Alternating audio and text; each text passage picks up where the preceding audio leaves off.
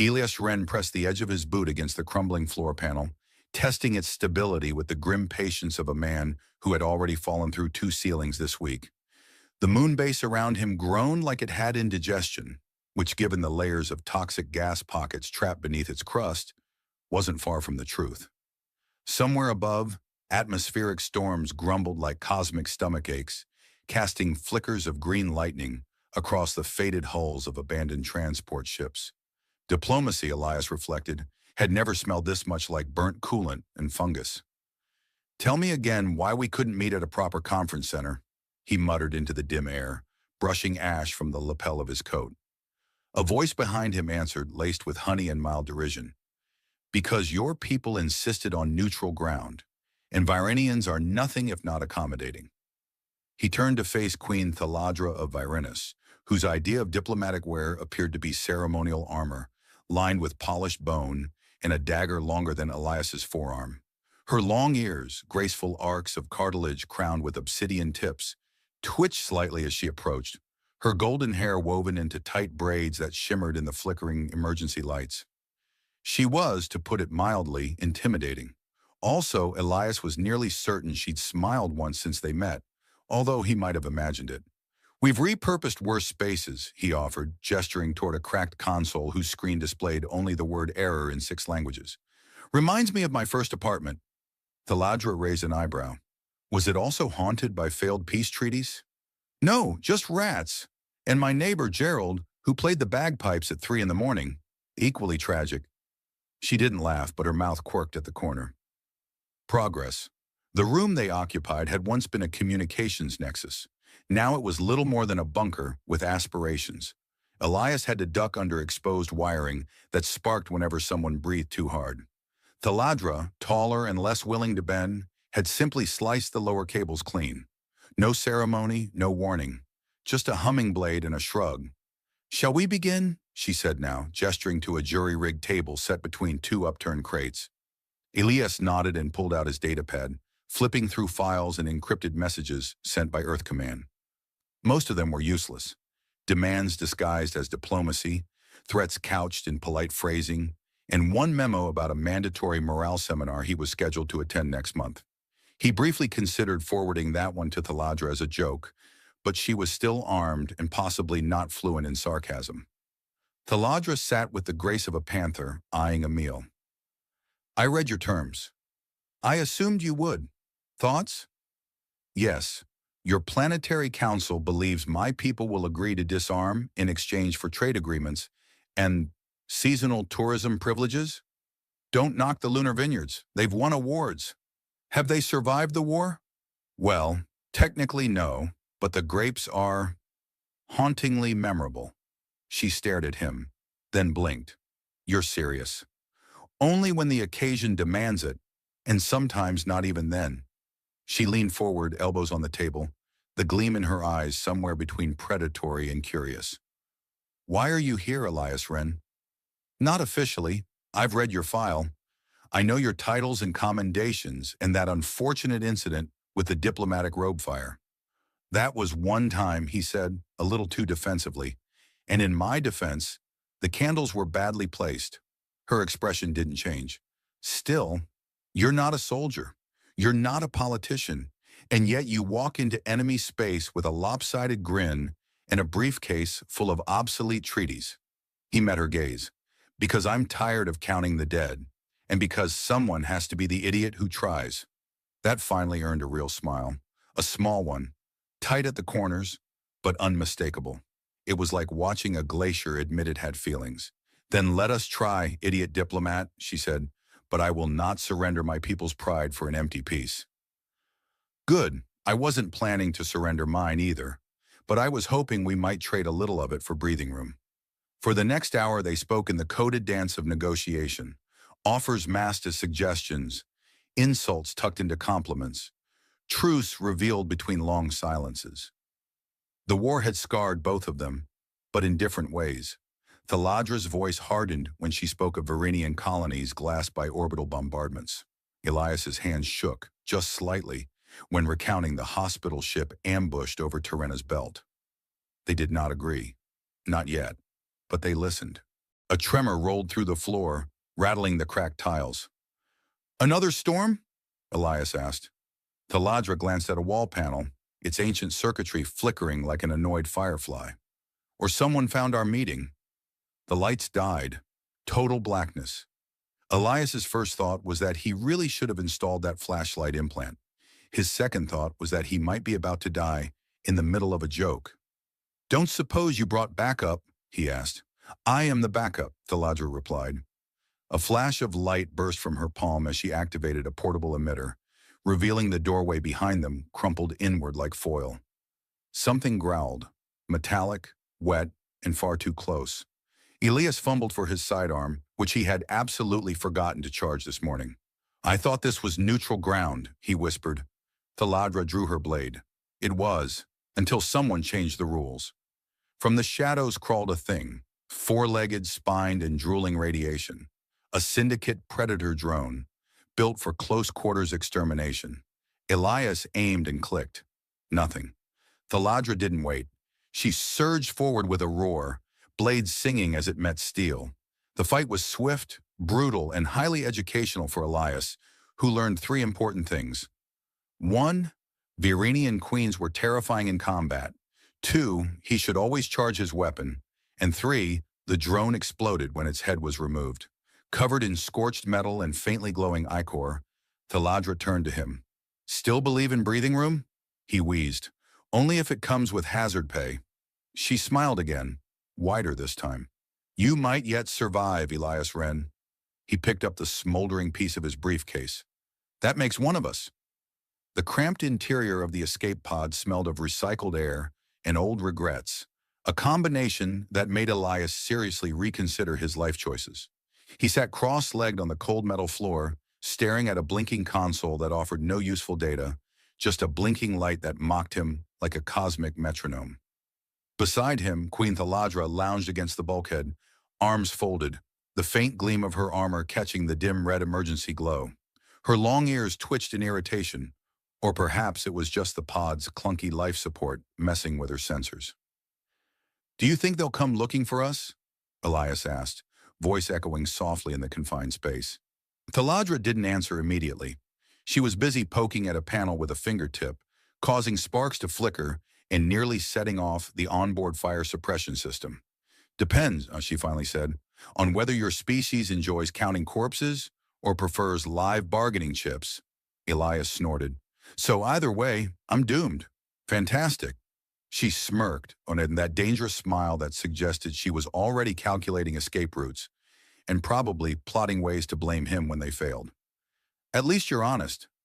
They had escaped the assassination attempt by diving into the old maintenance tunnels of the moon base, a labyrinth of rusted conduits and shadowy passages where no sane creature would voluntarily wander.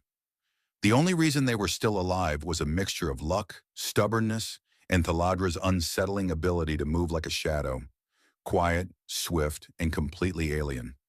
Elias's role mostly involved tripping over cables and trying not to make too much noise. Now trapped in the pod, their options were limited. The last transmission from their allies had been scrambled beyond recognition, and the war outside raged like a bad fever. The silence between them stretched, punctuated by the pod's mechanical hum and Elias's occasional cough. "You know," he said, breaking the quiet, "I never thought I'd be stuck in a tin can with an alien queen and not at least get a medal for it." Thaladra's eyes flicked toward him, amused. "If you survive, the stories alone should win you a dozen honors, or at least a participation trophy." Elias chuckled, imagining a galactic ceremony where he'd be handed a shiny plaque, while a bureaucrat read out his mishaps in excruciating detail. "I can see it now. For bravery in the face of utter incompetence." "You underestimate yourself. You're annoyingly resourceful." He shrugged. "Annoying is my middle name. Unfortunately, I left my resourcefulness at the last bar on Vega Prime." A sudden lurch threw them both off balance as the pod shuddered violently. Elias grabbed a nearby handhold, cursing softly. "Status report?" he asked. Taladra tapped the console again, which responded with a harsh beep and then silence. "We are drifting. Possibly into hostile territory. Possibly into a debris field. Possibly directly into a black hole." Elias sighed. Perfect. They fell into a companionable silence, the kind forged by shared peril and awkward proximity. Elias took a deep breath, realizing that despite their differences, the war, their species, the fact that her ears looked like delicate antennas, he found himself strangely comfortable next to her. She wasn't just the queen of a warring race. She was real, complex, frustrating in all the best ways. I never asked, he said softly, what it's like. Being queen, I mean. Thaladra's gaze turned inward, a brief flicker of vulnerability passing over her features. It is not a title. It is a burden. My people expect strength, but strength is not always visible. Sometimes it is in knowing when to bend, when to sacrifice, when to survive with honor. Sounds exhausting. It is. And lonely. Ilias swallowed. I thought being a diplomat was tough. She laughed, a rich, unexpected sound that bounced off the pod's walls. You would laugh less if you had to answer every complaint before breakfast and still pretend to enjoy the worst synthesized coffee in the quadrant. He grinned. So basically, we're both miserable. Misery has company, she said, her tone lighter.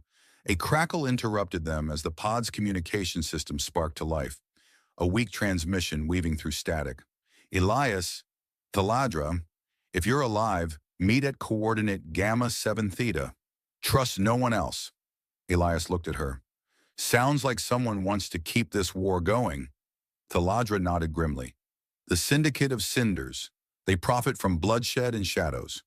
Well, they just earned themselves a new enemy, Elias said, punching the pod's controls with more hope than skill. We'll need a plan. She regarded him with a wry smile. And a lot of luck. Lucky us, he muttered. The pod jolted again, this time throwing them closer together. Elias caught her arm reflexively. Sorry. She glanced down at his hand. No apologies. If the war ends, I suspect this will be the closest we get to peace. Elias held her gaze. Maybe peace starts in the strangest places. Or with the strangest alliances, she said softly. They settled into the uneasy quiet again, knowing the next moves would be dangerous and uncertain. But for the first time since the war began, the thought of tomorrow carried a faint spark of something beyond survival. Hope. The hangar bay smelled of oil, ozone, and the faint trace of burnt toast.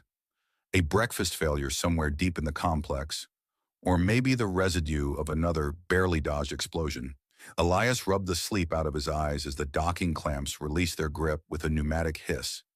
Queen Thaladra stood by the ship's entrance, her silhouette framed against the streaking stars, long ears angled sharply as if tuning in to some secret cosmic frequency. Impressive landing, if I say so myself, Elias quipped as he stepped aboard the ship, though I'm not sure the autopilot appreciated the three-point turn in zero gravity. Thaladra raised an eyebrow but said nothing, her gaze fixed on the navigation console, blinking erratically. Systems are not optimized for interstellar ballet, she replied, voice dry, much like your species' diplomatic skills. That's rich, coming from the queen who just commandeered a stolen freighter. Details. The ship groaned as it powered up, a patchwork of scavenged tech and stubborn determination. Elias tapped his comm badge, connecting to the ship's AI, which promptly responded in a voice that sounded like a caffeinated librarian. Welcome aboard, Captain Wren. Systems nominal. Please do not feed the servobots. Noted, Elias said, looking at the cluster of blinking lights and emergency kits that were definitely not organized according to any standard protocol. They were hurtling toward the neutral zone, a dead sector of space where diplomacy was supposed to thrive, though in practice, it was more like a cosmic limbo where deals died and spies lounged with dangerously sharp smiles. The Syndicate of Cinders had eyes everywhere, and their latest message had been clear. Trust no one, especially those with impeccable taste in starship aesthetics. Thaladra swiped across the holographic display, pulling up a star map smeared with red markers and blinking warnings. If we are to forge an alliance, we must first survive the Syndicate's attentions. Elias scratched his chin. You think they'll send assassins or just annoying bureaucrats with endless paperwork? Both are equally deadly. He laughed. I prefer the paperwork. At least with that, you know exactly when your death is scheduled. As the ship slipped through a shimmering curtain of cosmic dust, The AI piped up with an alert. Incoming transmission, encrypted and suspiciously dramatic. On screen, Thaladra commanded. A hologram flickered to life, displaying a grizzled face with one eye missing and a cybernetic implant that looked like a toaster. The man, Captain Jax Vor, grinned crookedly. Well, if it isn't the most unlikely couple this side of the Orion Rift, heard you've been making waves. Need some muscle? Elias exchanged a glance with Thaladra. Jax, always a pleasure. Yeah, well, less for me, I'm sure, Jax said, voice dripping with sarcasm. Word is, you're trying to turn enemies into friends. Bold move. Crazy, but bold. Thaladra's lips twitched. We have learned that in war, there are no true enemies, only former allies and future regrets. Jax chuckled. You've got spunk, Queen. All right, I'm in. But I warn you, my definition of muscle includes sarcasm and questionable decisions. Perfect, Elias said. That's the diplomatic corps in a nutshell. With their ragtag crew growing, the freighter jolted as sensors detected a nearby ship moving at sublight speed. Too fast for trade, too slow for patrol. Syndicate Scout, Thaladra said, eyes narrowing. Elias pulled up the defensive protocols. Shields up, evasive maneuvers. Let's see if we can outwit a predator with a license to kill. The freighter swerved, engines humming with a desperate energy that felt like the ship itself was holding its breath. The Scout fired, and a volley of plasma bolts ripped through the void, slamming into the hull with explosive force. Shields at 70%, the AI reported. Hull integrity compromised. Recommend countermeasures. Countermeasures engaged, Elias said, firing the ship's pulse cannons. Bright streaks of light traced paths toward the enemy vessel, which twisted and spiraled, trying to dodge. Thaladra's voice cut through the chaos, calm and commanding. Focus fire on their weapon arrays. Disable, do not destroy. We want information. Elias smiled despite the alarms blaring. So, a diplomatic shootout. I like it. The enemy ship faltered, its weapons going dark. The Scout veered off, retreating into the dark folds of space. Temporary victory, Thaladra said, but this war is far from over. Elias exhaled, running a hand through his messy hair. I don't know about you, but I'm beginning to think peace talks will require less shooting and more coffee. Thaladra's ears twitched in amusement. If only. As the stars streaked past, they settled into uneasy silence. The war outside still raging, but somewhere deep inside the freighter, something fragile and unexpected was beginning to take root. An alliance not just of necessity, but perhaps something more. The command deck buzzed softly with the low hum of the ship's core systems, the rhythmic pulse a strange kind of heartbeat that made Elias feel more alive than he had in weeks. Across the console, Queen Thaladra was engaged in what appeared to be a fierce battle with the ship's navigation AI. Her long ears twitched as she swiped through holographic controls, muttering something about insufferable archaic protocols that sounded suspiciously like an alien curse. Elias leaned over, grinning. You know, if you ever want to overthrow your tech, I'm pretty handy with a plasma screwdriver. She shot him a sideways glance. A diplomat and a mechanic? You truly are a jack of all trades, Captain Wren. Master of none, he corrected with mock humility, though I do specialize in making terrible coffee and worse decisions. She chuckled, the sound lightening the thick tension that had been building between them since their last encounter with the Syndicate Scout. Your self-deprecation is as finely tuned as your negotiating skills. Hey, it gets results. Or at least it gets me out of trouble with a smile. A sudden beep interrupted their banter. The AI's voice, more librarian than ever, announced, Incoming encrypted transmission, classified as high priority and potentially disastrous. Thaladra's eyes narrowed. Let's hear it. The holographic display flickered to life, revealing a shimmering image of an elder alien diplomat from the Galactic Council, a creature whose multiple eyes blinked in rhythm like a cosmic metronome. Queen Thaladra, Captain Wren, the diplomat intoned. Your actions have not gone unnoticed. The Council requests an immediate parley to discuss terms of ceasefire and alliance. However, be warned, the Syndicate of Cinders has infiltrated several council chambers. Trust is a precious commodity. Elias smirked. Trust? I thought that died somewhere around the last peace summit. Thaladra nodded slowly. Indeed. But perhaps this is the moment we forge something stronger than fear and suspicion? Elias tapped the console. So, a peace summit with potential backstabbers. Sounds like my kind of party.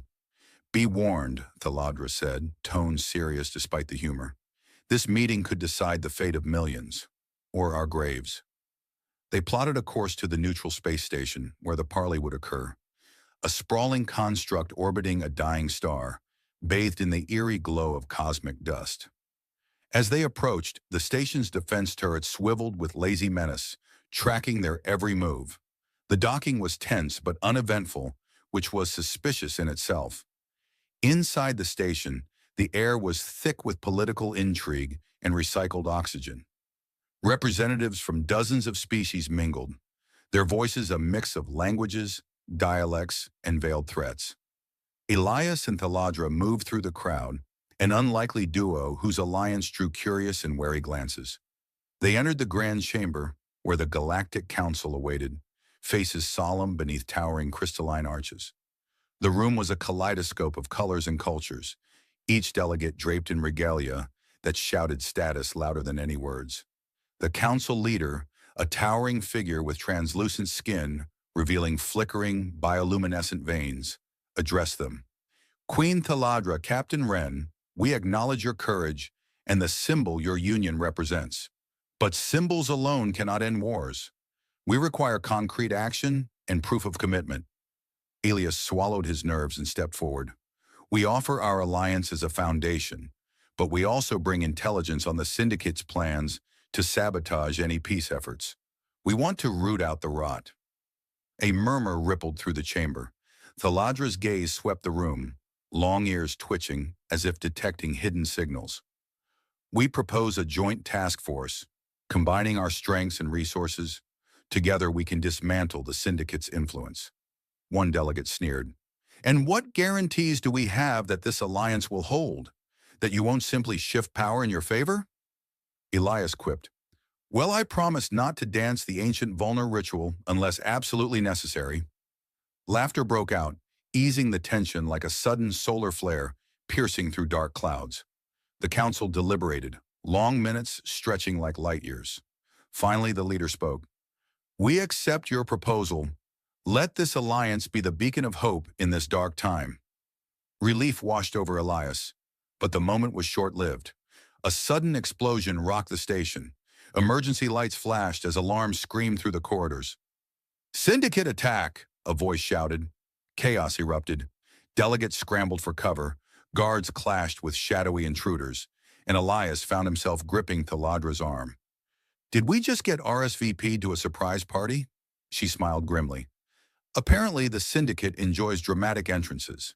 Together, they move through the chaos, coordinating defenses, their bonds strengthening with each shared glance and shouted command. In that crucible of war and diplomacy, humor and hope became their weapons as much as lasers and shields. The war was far from over, but for the first time, the promise of peace flickered brighter than the dying star outside. The hum of the command deck had transformed from a nervous pulse to a steady rhythm, as if the ship itself had settled into a confident stride. Elias stood beside Queen Thaladra, watching the stars streak past the viewport. Their alliance, once a fragile thread woven from desperation and hope, had grown into a tapestry of trust, a thing both improbable and beautiful in the midst of war. You know, Elias said, breaking the silence, I never thought I'd be here, negotiating peace while engaged to a queen with the sharpest long ears in the quadrant. Thaladra's lips quirked into a smile. Sharp ears are necessary when dealing with endless human sarcasm. Ah, sarcasm. My first line of defense and often my last. Their laughter was interrupted by the AI's voice, suddenly cheerful. Captain, Queen, incoming message from the Galactic Council. They request your presence to finalize the peace accord. Elias exchanged a glance with Thaladra. Looks like we survived the syndicate's surprise party invitation. Barely, she replied, but survival is our specialty. They arrived at the council's orbital headquarters, a shining monument to unity amid the galaxy's scars. The chamber was filled with delegates, their expressions a mix of hope, skepticism, and cautious optimism. The air was thick with the weight of history about to be rewritten. As they stepped forward, Alias felt the enormity of the moment. A diplomat who had once stumbled through the corridors of power, now standing as a symbol of change, beside the alien queen who had shown him that strength often lay in vulnerability. The council leader, the bioluminescent figure from before, addressed the assembly. The alliance forged by Captain Wren and Queen Taladra has brought us to this pivotal moment. Today we put aside ancient grudges and declare an end to hostilities. Cheers rippled through the chamber, though tempered by the scars of loss. Elias cleared his throat. War taught me many things, but the greatest lesson is this. Love and trust are not weaknesses. They are weapons. We wield them together to build, not destroy. Taladra stepped forward, her voice clear and resolute. Our union was more than political. It was a vow of hope. We chose courage and vulnerability, and through it, we found strength. As the peace treaty was signed, Elias felt a weight lift, a burden borne not just by him, but by countless lives hanging in the balance. The war was ending, but their journey was just beginning. Later, in the quiet of their shared quarters aboard the freighter, Elias looked at Taladra, her long ears catching the soft glow of the starlight. Funny thing, he said, I proposed marriage in the middle of a war, thinking it was a desperate gamble. Turns out it was the smartest move I ever made. Taladra smiled, eyes shining with warmth and a hint of mischief. And I accepted, knowing that sometimes the boldest acts of diplomacy come from the heart. Elias took her hand. So, what's next for us? Peace? Diplomacy? Hopefully fewer explosions? She laughed softly. I wouldn't count on fewer explosions, but whatever comes, we face it together. In the vast expanse of the galaxy, where shadows of conflict still loomed, two souls had found a beacon, proof that even amid chaos, love could be a revolution. And with that, the stars outside seemed to shine a little brighter. She stood there knee-deep in regret and dust, staring at a gravestone that, to the untrained eye, looked like any other, chipped, scratched, and featuring a name that might as well have been engraved in ironclad memories. Jonah Varel, it read, along with the kind of titles that made one suspect either heroic sacrifice or a very bad mistake. Presumed dead, martyr, earthborn. She whispered it quietly, almost reverently. Forgive me. The words hung in the air like static on a broken radio frequency. The alien woman, once queen, now penitent, touched the cold stone with fingers that had ruled empires and signed death warrants, but now trembled. Her ears twitched, long and elegant, catching every murmur of the desolate moon around her. You're probably not even here, she said softly, probably just a rock beneath my feet. But if you are, she swallowed a lump that felt like a collapsing star. Forgive me, Jonah. Behind another tombstone, nondescript, covered in moss and thankfully lacking any fancy epitaph, a man blinked. He was supposed to be dead, atomized in a failed wormhole jump. His name was Jonah Varel, last known captain of the Free Solar Fleet and amateur interstellar curmudgeon. His first thought was, well, that's a new one. His second was, note to self, maybe invest in better hiding spots than under your own damn tombstone. The third was an involuntary snort that nearly gave him away.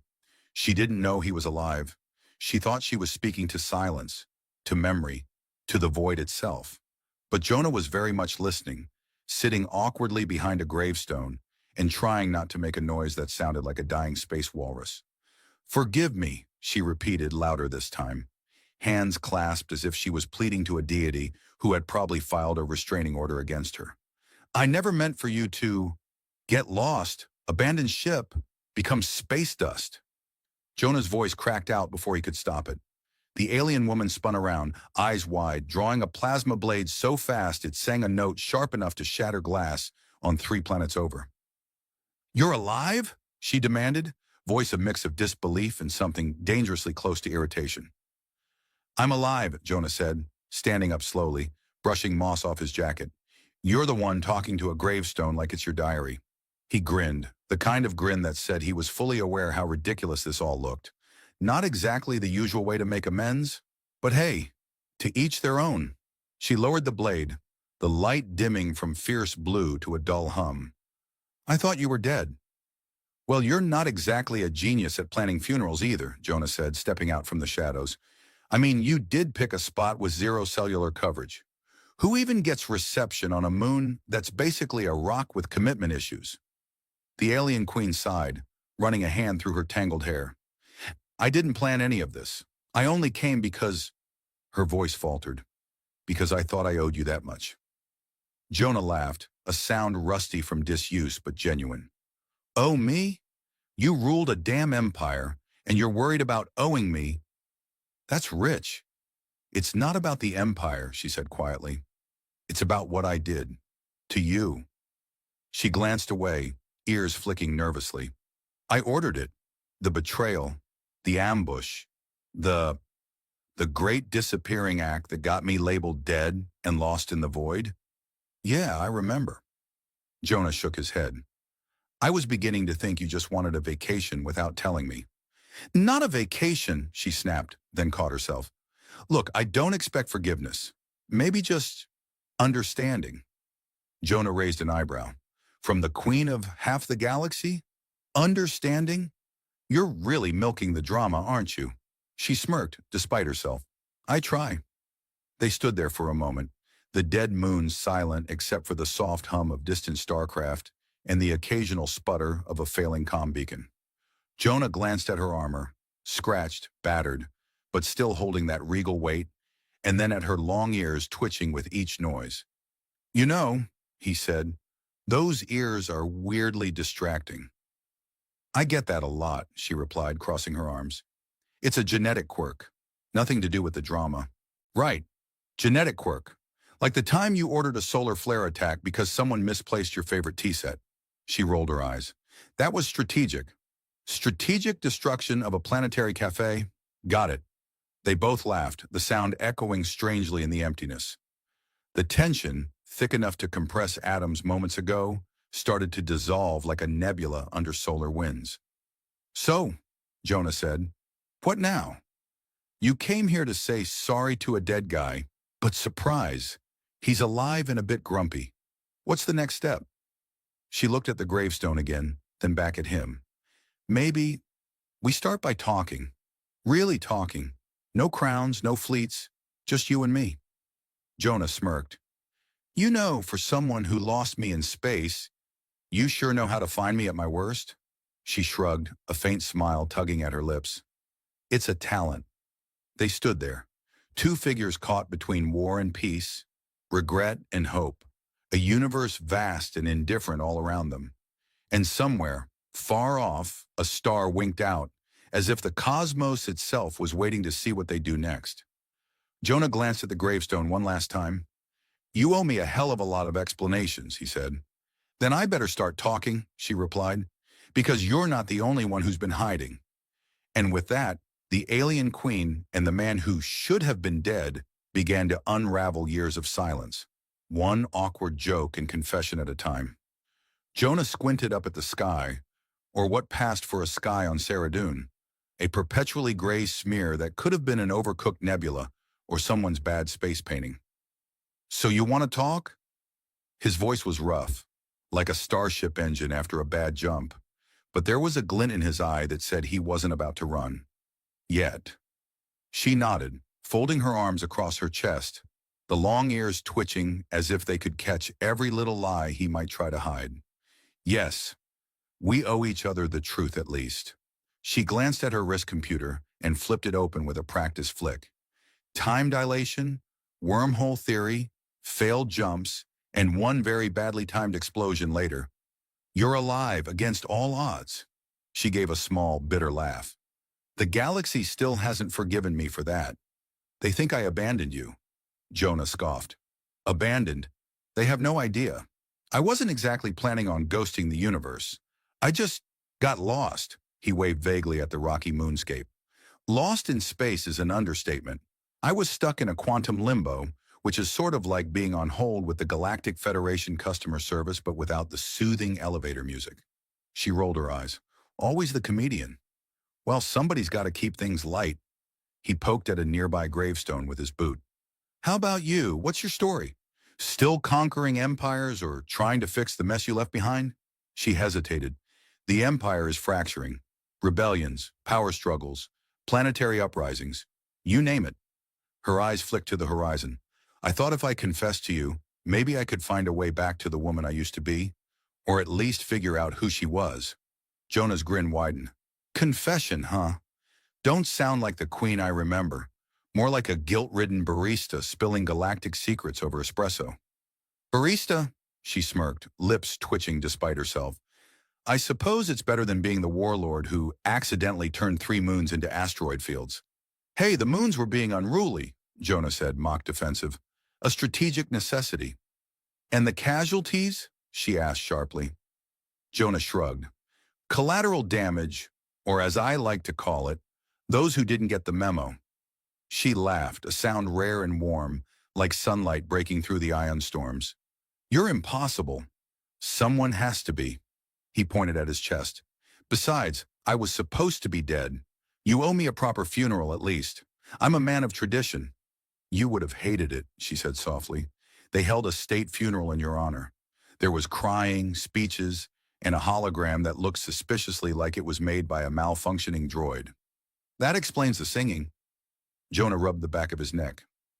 I'm still traumatized. They fell silent, the weight of years pressing down but softened by shared humor. Then she said, Do you know why I came here? To this graveyard of forgotten heroes? Jonah raised an eyebrow. Besides the free Wi-Fi? Because I needed to speak to you, to the memory of you. I was trying to make peace with what I did, with what we both lost. And now that I'm standing here, very much alive and probably smelling like a swamp, what does that change? Everything. Her voice was steady now. Because you're not just a memory. You're here. And I can't keep hiding behind apologies whispered to stone. Jonah chuckled. Apologies whispered to stone? That's almost poetic for you. Only almost, she sighed. Look, Jonah, there are things you don't know. Secrets kept even from you. There were forces working against us. Enemies in the shadows who wanted this war to continue. Enemies, huh? Sounds like a classic space soap opera. Jonah shook his head. Next, you'll tell me there was a secret council of alien raccoons. She smiled, the ghost of a laugh on her lips. Not raccoons, but close enough. A coalition bent on chaos, profiting from endless conflict. They engineered our downfall. Jonah's eyes narrowed. So, you're saying we were pawns? More like trapped pieces on a galactic chessboard, she admitted. But now, knowing you're alive, we might have a chance to checkmate them. He rubbed his chin, considering. Checkmate the universe? That's ambitious. Well, if we're going to survive, we have to be. Together. Jonah grinned, flashing teeth worn from too many battles and not enough dental care. All right, Your Majesty, lead the way. Just promise me no more surprise disappearances. She held out her hand, long ears twitching expectantly. Deal. No more disappearing acts. He took it, the weight of the past lifting, if only a little. And somewhere in the vast silence of the cosmos, a faint beep sounded from her wrist computer. An alert, a reminder, or maybe just the universe's way of saying, buckle up, it's going to be a bumpy ride. Jonah looked at her, eyes gleaming with mischief. So what's the first step on this little take down the shadow coalition plan of yours? She smirked. Step 1, find better snacks than protein cubes. Jonah laughed. Finally, something we agree on. And with that, 2 broken souls, bound by war and laughter, began plotting a future written not in stardust and regret, but in hope and absurdity. She sat across from Jonah in the cramped cockpit of the Starling, the stolen star cruiser that smelled faintly of burnt circuits and poor decisions. Jonah fiddled with the navigation panel, trying to remember which button did what without accidentally launching them into a supernova. So you're telling me, he said, that the entire galaxy is basically controlled by a shadow group that's been playing us like interstellar chess pieces? And we only find out because you decided to confess to a guy you thought was dead? She rolled her long ears back in mild irritation. It's more complicated than that. But yes, more or less. These shadow players profit from war and chaos. They keep fueling conflicts to control resources, manipulate governments, and feed off the misery of billions. She tapped a glowing hollow screen, showing a web of connections between corrupt officials, rogue factions, and mysterious financial flows. They're called the Consortium of the Void, Jonah whistled. Catchy name. Sounds like a bad nightclub. Don't mock, she warned. They have spies everywhere, even here. She glanced at the blinking alert light on the console. We're on their radar now. Jonah laughed. Of course we are. Because why wouldn't the galaxy's most notorious missing man and ex-queen be high-priority targets? She smirked. We need allies. Like who? The Free Solar Fleet? Jonah shook his head. They declared me dead and sent a search party to burn my ship to stardust. I'm not exactly their favorite son anymore. Her expression softened. There are still those who believe in you. A handful of rebels, old friends, even a few who question the consortium's influence. Jonah raised an eyebrow. Rebels? Like space pirates with questionable hygiene? Not all of them, she said with a laugh. Some are idealists. Others are just tired of the endless war. Sounds like my kind of crowd, Jonah grinned. I'll raise a toast to that once we find decent alcohol. She shook her head. Priorities. Jonah tapped a button, and the ship hummed as it shifted course. So, what's the plan? We go hunting for these mysterious puppeteers and expose them? Sounds risky. She nodded. Risky, yes, but necessary. If we don't act, the war will consume everything. We'll be the last generation to fight or to live. Jonah looked out the viewport, stars streaking past as the Starling jumped into hyperspace. You ever think about just running away? Every day, she admitted, but running doesn't solve anything. True. Jonah rubbed his chin. So step 1, find the rebels. Step 2, find out who's pulling the strings. Step 3, crash their party. Precisely. She leaned back, a rare smile breaking through. You make it sound so simple, Jonah shrugged. Life's complicated, but that doesn't mean we can't have a little fun. He grinned. Besides, if we don't laugh, we'll cry. Or worse, listen to more of your royal speeches. She raised an eyebrow. Careful, Captain. I might just start charging you for those. They shared a laugh, the tension easing as the ship sped toward uncertain futures. Somewhere out there, the Consortium of the Void waited, unaware that 2 of their most notorious adversaries were already plotting their downfall. Armed with wit, stubbornness, and a questionable playlist of ancient Earth music. Jonah glanced at her, eyes gleaming with mischief. Ready to shake up the galaxy? She nodded. Let's make sure they never see us coming. And with that, the alien queen and the man who refused to stay dead set course for rebellion, redemption, and whatever chaos the stars had in store. The Starling drifted through the black between stars, a speck of rust and defiance in a universe that didn't much care for either. Jonah leaned back, one boot resting on the control panel as the ship's soft hum filled the cramped cockpit.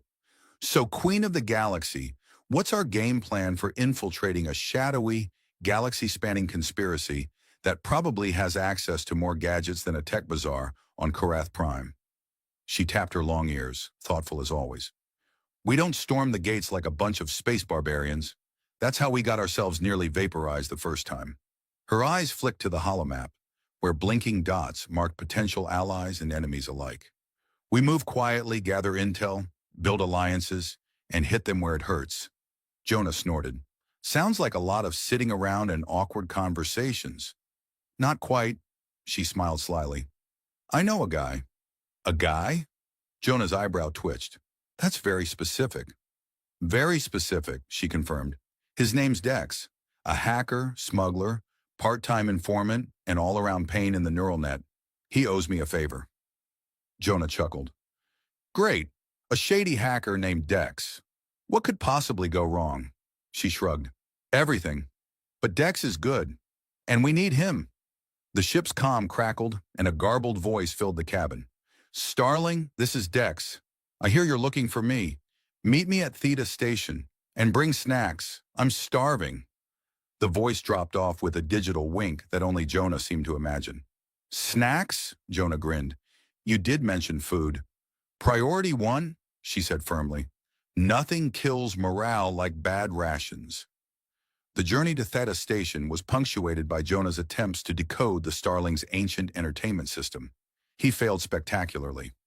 "This playlist is worse than a serenade from a drunken holobard," he complained. She just laughed, ears twitching.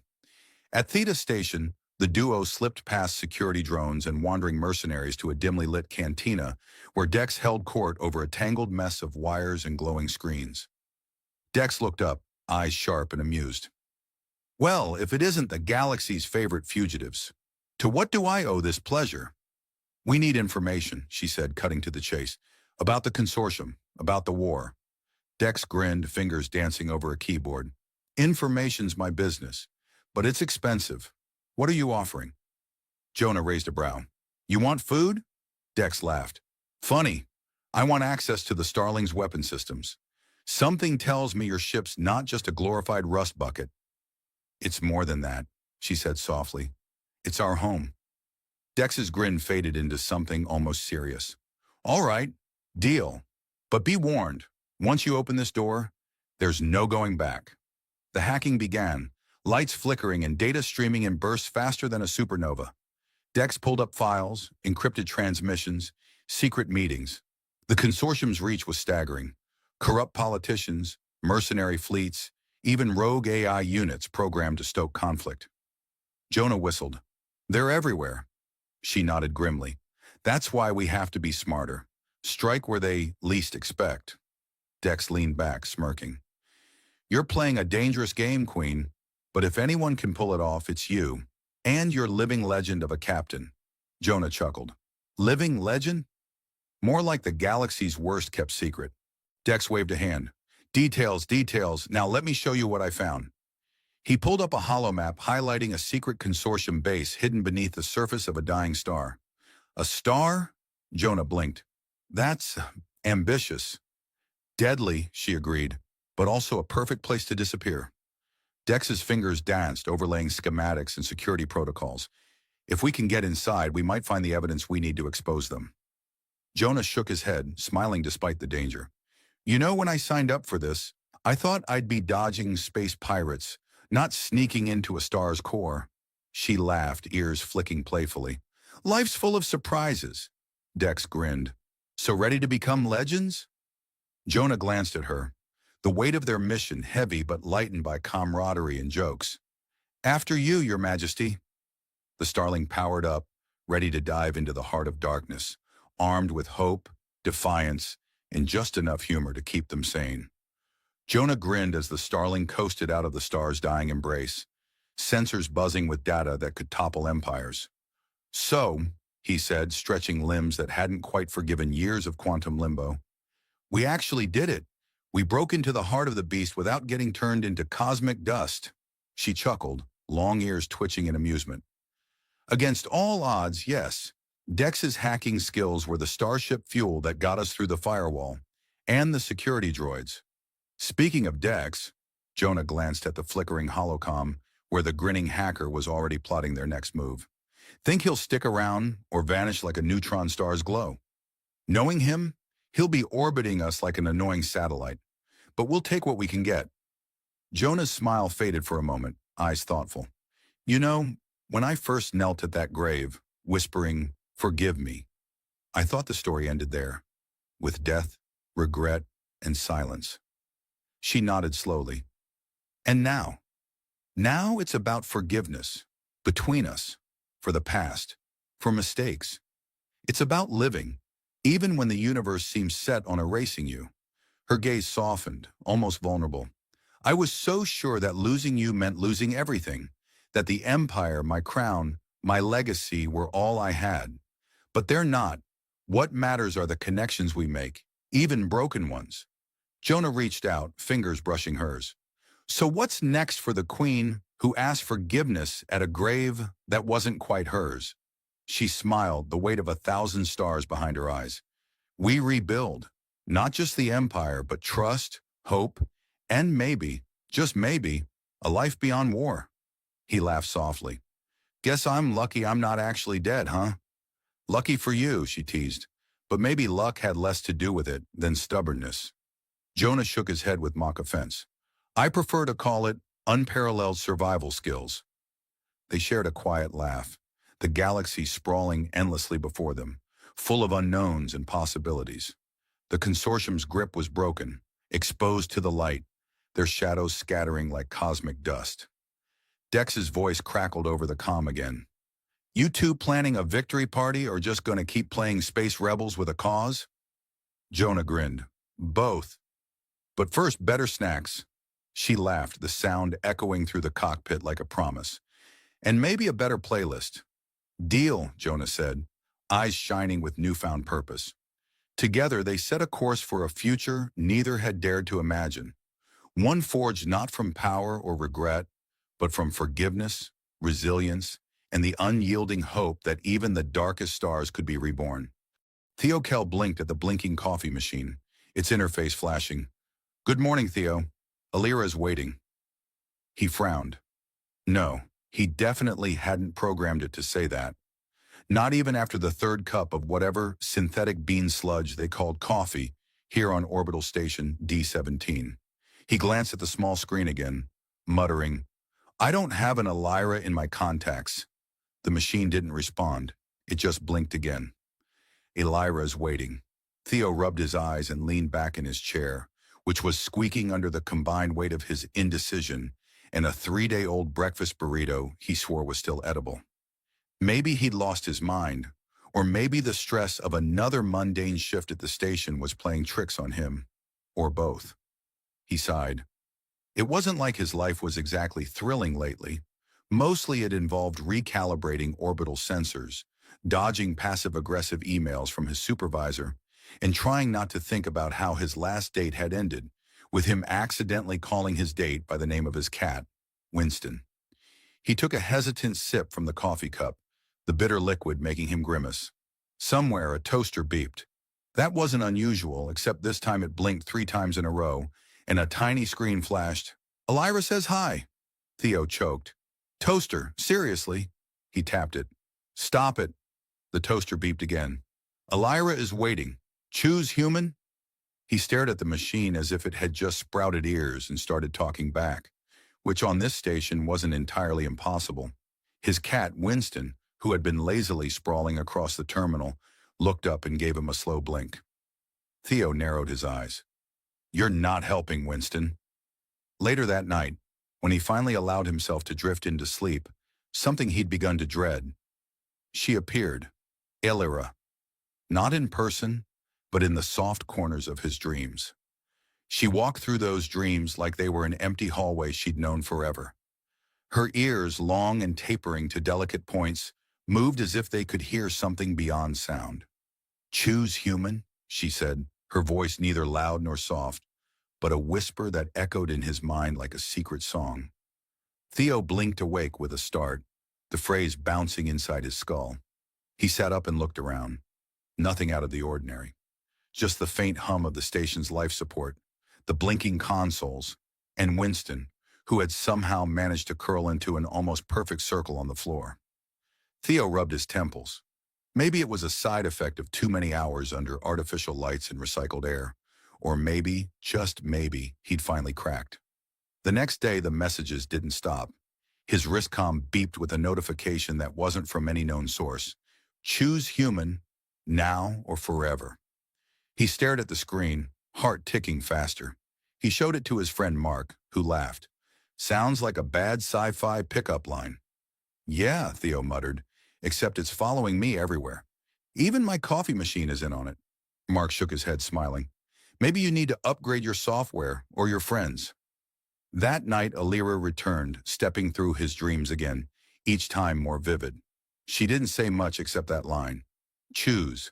He tried to ask questions, but every answer was a riddle wrapped in long ears, and a voice that made him feel like he was standing on the edge of something too big for his small life. One evening, as he tinkered with a broken communication relay, the toaster flashed again, this time spelling out, Time's running out, Theo. He groaned. He never thought he'd say this, but the toaster was officially creepier than any nightmare. Okay, he said aloud, talking to no one but the blinking appliance and his skeptical cat. What do you want from me? The toaster beeped once, then twice. Theo swallowed and thought about the woman who walked through his dreams, the whispered ultimatum, and the strange pull in his chest that felt like gravity, but heavier. Maybe it was time to choose, or maybe he just needed more coffee. Theo stared at the tiny fox perched on the couch across from him, adjusting its impossibly tiny glasses and clearing its throat. "So, you're my dream therapist now?" Theo asked, rubbing his temples. "You're not exactly the typical couch and tissues type." The fox sniffed, then pulled a crumpled notepad from its fur. "I assure you, Mr. Kell, my credentials are impeccable.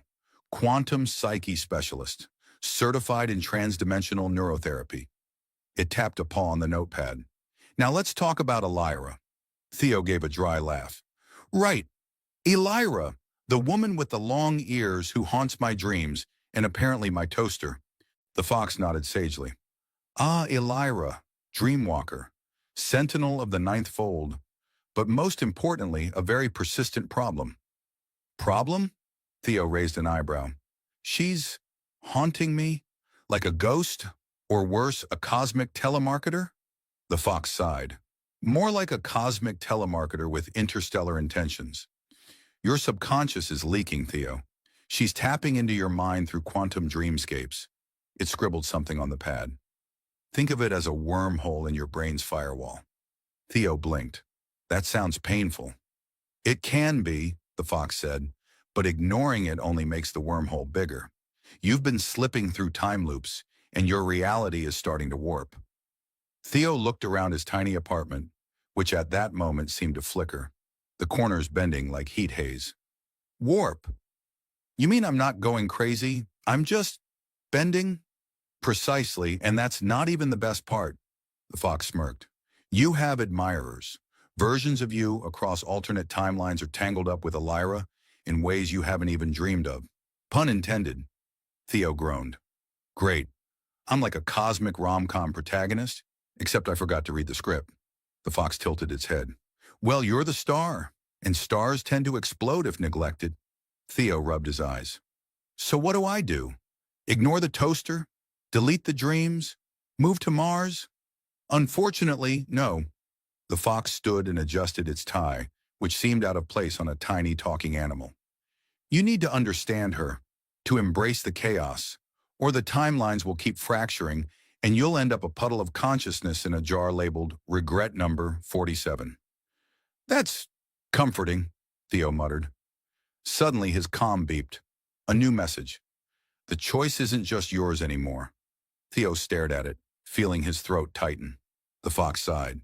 "See? Time isn't a river, it's a spiral staircase, and you've tripped on the third step." Theo tried to picture a spiral staircase.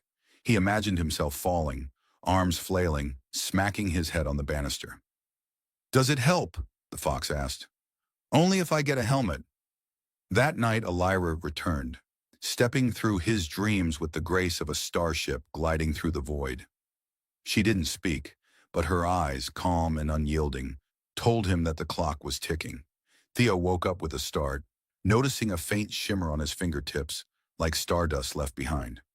Winston, his cat, sat at the foot of the bed, staring intently at the shimmer. Theo sighed. "If you start glowing, Winston, I'm blaming Elira." The next morning the toaster blinked again. "Choose, human." "Time is leaking." Theo stared at it, then at the fox, who had mysteriously reappeared in his kitchen. "Any advice on what I'm supposed to choose?" The fox smirked. "Only that the universe prefers bold decisions, preferably before breakfast." Theo groaned. "Is coffee enough bold?" The fox laughed, a surprisingly melodious sound for a creature who looked like it belonged in a fable. "It's a start." As the day bled into night, Theo felt the threads of reality tugging him in all directions. Dreams collided with waking moments, and the line between what was real and what wasn't blurred like a distorted hologram. Elira's whisper lingered in his ears. "Choose, human, now or forever." Theo closed his eyes, knowing that whatever choice he made, the universe would never be quite the same again. But at least for the moment, he could count on Winston curling up in his lap and the toaster silently wishing him good luck. Theo jolted awake to the sharp buzz of his comm. A message scrolled across the display. "You're leaking, human." Fix it before the loops break. He groaned, clutching his forehead like it might somehow staunch the bleeding timeline that apparently involved him. Leaking. What a cosmic mess. He'd always thought leaks were bad plumbing issues, not existential crises. Great, he muttered. Now I'm a leaky bucket in the grand universe's plumbing system. His comm buzzed again. This time a holographic image flickered into view. Elira standing in a swirling nebula of shifting light. Her long ears twitched in that impossible way, like they caught a signal from a frequency humans weren't meant to hear. Theo, she said, voice calm but urgent, your indecision fractures time. Pieces of you are scattered across realities.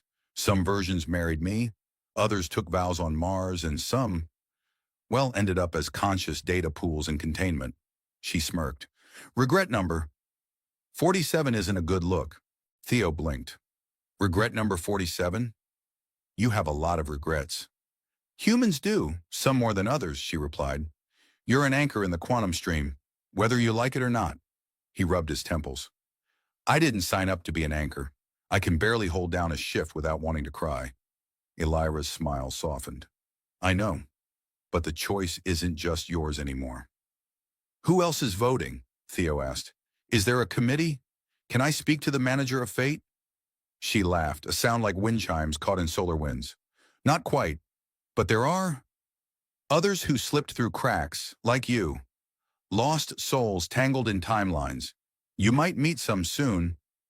Before he could protest, the scene dissolved. Theo found himself in a strange room, walls shifting, shimmering, as if reality itself was a poorly rendered hologram.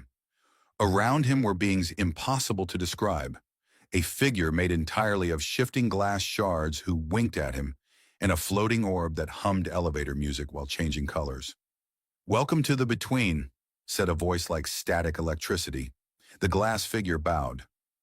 I'm Prism. This is Muzak. The orb buzzed a jaunty tune, making Theo's head throb. You're not the first to leak. The timelines hate indecision. Theo pinched the bridge of his nose. I'm sorry, but can someone explain how I'm supposed to stop leaking? Do I need a quantum patch? Or a time plumber? Prism smiled, edges glittering. You need to decide. To anchor yourself to a timeline or dissolve into the fractal stream. Your choice affects more than you know. Music orb buzzed in agreement, then slipped into a jazzy version of Fly Me to the Moon. Theo groaned. I just wanted to fix the coffee machine. Prism laughed. The coffee is just the beginning. Suddenly, Theo woke up in his apartment. The walls pulsed faintly. His comm beeped with a new message. We're almost out of time. Stop flirting with denial. He looked at Winston, who blinked slowly. If you start giving me advice, I'm out of here. But the cat merely curled up, purring softly. Theo sat down, his mind spinning. Pieces of himself existed in other timelines. Some happily married to Elira, others lost to madness or martyrdom. The thought was dizzying, but the choice, what exactly was he choosing? To bind his fate with hers? To become something more? Less? He rubbed his long-suffering eyes. Okay, Elira, he whispered. What do you want from me? And why me? Her voice floated to him through the silence of the night. Because, Theo, you're the bridge. The choice you make will echo through all time. Choose now, or be lost forever. He swallowed hard. Somewhere his toaster beeped twice, as if cheering him on. Theo muttered, I hate when appliances are more confident than me. Theo sat cross-legged on the floor of his tiny apartment, staring at the blinking hollow screen where Elira's face flickered in and out of focus. You know, he said, if you wanted to get my attention, a little less cosmic drama and a little more, hey, want to grab coffee? Might have worked. Elira's long ears twitched. Coffee wouldn't help. Not anymore. Figures, Theo muttered. I've had 3 cups already, and I'm still dealing with quantum entanglement and reality fractures. Because you haven't chosen, she said, voice gentle but firm. Time is unraveling, and every moment you hesitate, more versions of yourself fall through the cracks. Theo rubbed his eyes. I'm starting to feel like a cosmic game of hide and seek, except nobody knows where I'm hiding. Exactly, Elira said, and soon you won't be able to hide from yourself. he sighed. All right, so what are the options? Because last time I checked, choose now or forever isn't exactly a menu I want to order from. Alira smiled softly. You can bind yourself to me and cross the threshold into a shared destiny. Or you can stay human, keep your life as it is, but the timelines will keep fracturing around you. Reality will become unstable. Theo snorted. Unstable? That's a word I hear too often around this place. It's like the station's unofficial motto. She laughed, a sound that made the hum of the station feel almost musical. It's more than just the station. The entire multiverse is feeling the strain. Theo glanced at Winston, who was lazily batting at a floating mote of dust. And here I thought my biggest problem was deciding what to eat. Elira's eyes narrowed playfully. You're underestimating the stakes. Fair point, Theo admitted. But how do I know this isn't some elaborate prank? Or worse, a glitch in my neural implants? Elira's expression softened. Because the connection is real. The dreams, the whispers, they're all echoes of a bond that transcends space and time. Theo chuckled. So basically, I'm the universe's reluctant boyfriend? She rolled her eyes, but there was warmth there. Something like that. Suddenly, his comm beeped urgently.